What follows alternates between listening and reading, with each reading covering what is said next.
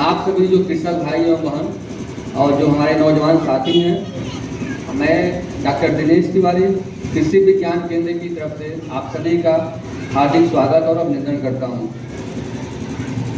अभी बहुत सारी चीज़ें श्री मेहता जी ने बताया। देखिए, हमारे कृषक भाई और उनकी खेती किसानी और पशुपालन, ये तीन चीज़ ऐसे होते हैं जिनका उत्पादकता में बहुत ही रोल होता है। इसी कारणवश से अगर इसमें कोई डिस्टर्बेंस आते हैं तो हमारी उत्पादकता और आय पे असर डालता है। तो इनका सामंजस्य बनाना बहुत जरूरी है। इन सब चीज़ों के होते हुए भी कुछ चीज़ें ऐसी होती हैं जो या तो हमें पता नहीं होता है या पता होते हुए भी हम उसको करने का प्रयास नहीं करते हैं या कर नहीं पाते हैं, जिससे क्या होता है उत्पादन और उत्पादकता पे असर पड़ता है। सबसे पहले जब बात आती है खेती किसानी की आपकी, तो हम ये कहते हैं कोई भी कार्य करें हमें एक योजना बना के करना है कि हमारी मृदा कैसी है, जलवायु कैसा है और हमारा जो पिछले साल का एक्सपीरियंस है 2 साल 3 साल 4 साल 5 साल 6 साल और आने वाले समय में उससे फायदा कितना होगा गवर्नमेंट की या जो अन्य जो जिले का जो रिक्वायरमेंट है वो फुलफिल होगा। अगर हमारा जो उत्पादन कर रहे हैं अगर मार्केट में जाएगा, डिमांड है, तभी तो उसका ज़्यादा मूल्य मिलेगा। यह भी हमें ध्यान देने की ज़रूरत है। जब योजना की बात आती है तो योजना में ये भी होता है कि जो हमारे कृषि निवेश हैं वो कहाँ से लेंगे, ये भी हमें सोचने की ज़रूरत है। हमारे बोलते हैं कि विश्वसनीय जो दुकान है, विश्वसनीय संस्थान है, वहाँ से हमें लेने का प्रयास करना चाहिए। तो ये सब चीज़ों को देखते हुए हम थोड़ा सा एक एक चीज़ बताने का प्रयास करेंगे। क्या है कि हमें क्या है खेत की आप अच्छी तरह तैयारी करते हैं और तैयारी करने के बाद जब होता है कि हमें बीज की व्यवस्था करने का।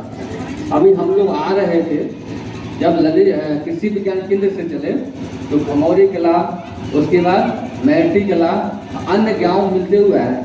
हम लोग खेत में देख रहे थे फसल तो अच्छी है लेकिन सोयाबीन हो या उड़द हो या मूंग हो उसमें पीला चिट्टा रोग लगा हुआ था। ठीक ना, हो सके आपके लिए यही समस्या हो।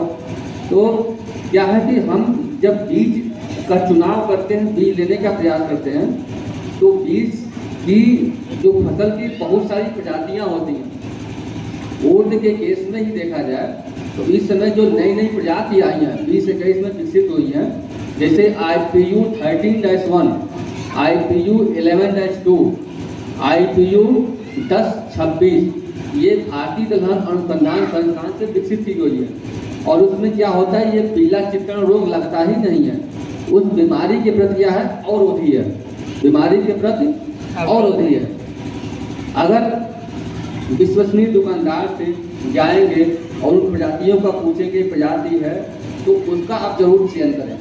हम लोग भी वहाँ पे हैं तो हम लोगों से भी आप वहाँ से बात कर सकते हैं। जिस विभाग के माध्यम से या चंपड़ के माध्यम से कार्यक्रम चल रहा है उनसे भी एक बार सलाह दे सकते हैं कि हमें कौन सा बीज लें। ठीक है, एक तो प्रजातियों का चयन बहुत जरूरी है। उसी तरह आपका सोयाबीन है, इस समय GS 20 जो 98 है, GS 20-34 भी है, वो भी इसको इस बीमारी के प्रति क्या होता है उसके अंदर टॉलरेंट है और उसमें बीमारी कम लगती है।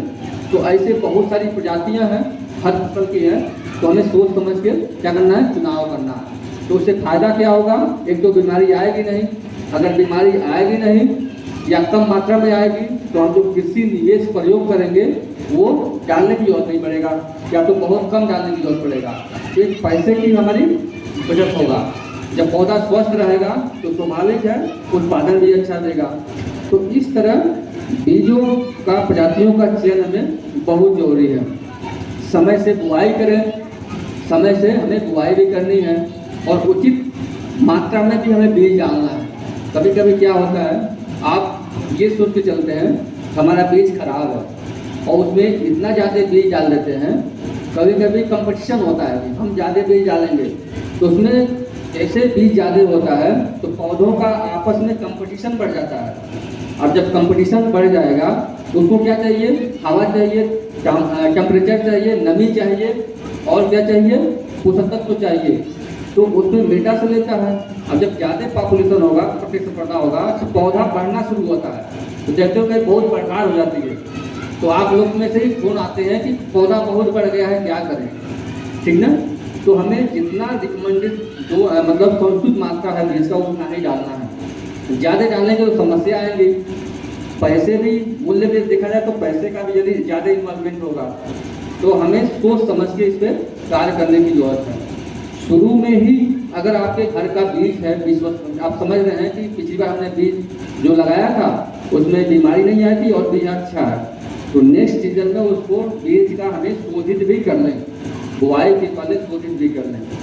कम मात्रा चाहिए हमें किसका, फंजीसाइड का या इंसेक्टिसाइड का या दूसरे जो हमारे कुछ बायो फर्टिलाइजर भी होते हैं। तो उससे क्या होता है कि जो मृदा के अंदर बीज जनित जो रोग कारक होते हैं या जो खड़ी फसल में जो रोग आते हैं तो उनसे सुरक्षा मिलती है।